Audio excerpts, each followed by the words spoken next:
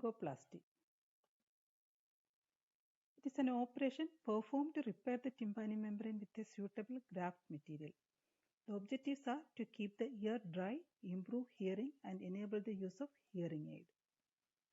Prerequisites for myringoplasty are the ear should be dry for at least 6 weeks, healthy middle ear mucosa, patent eustachian tube, no focus of infection in ear, nose, or throat, good cochlear reserve, all predisposing factors like deviated nasal septum and nasal allergy to be corrected before the surgery.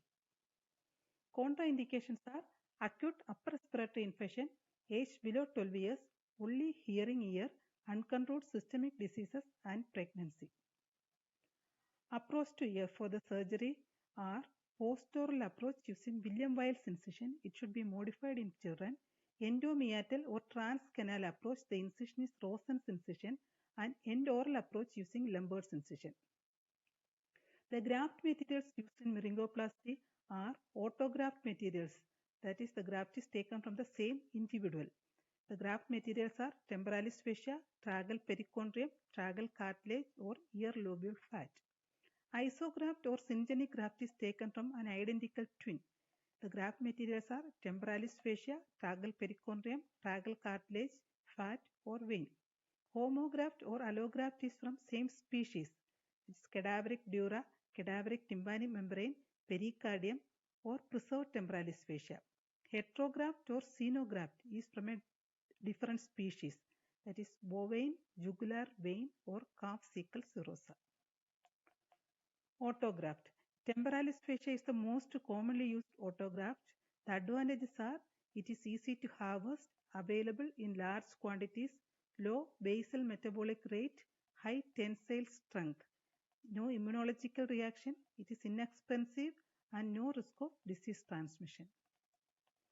Techniques of myringoplasty are underlay technique where the graft is placed medial to the tympanic membrane remnant, overlay technique where the graft is placed lateral to the tympanic membrane remnant, interlay technique, the graft is placed between the fibrous and endothelial layer of the tympanic membrane remnant.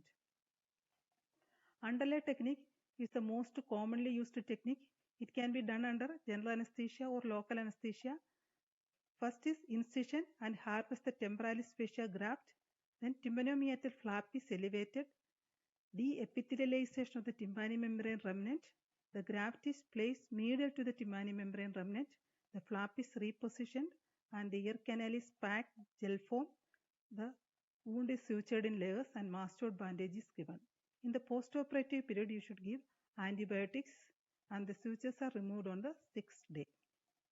Advantages of underlay technique are risk of burying of the epithelium is minimal, blending is minimal, there is no lateralization of graft.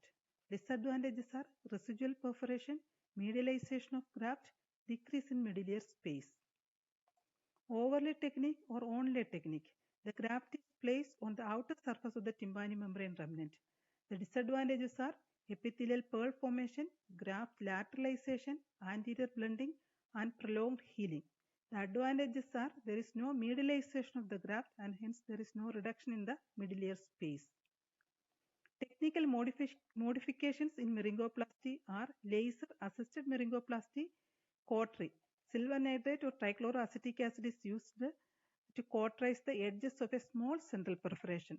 Cauterization of the edges of the tympanic membrane remnant facilitate epithelial growth. Then fat graft myringoplasty, where ear lobule fat is taken to repair a small central perforation. Thank you.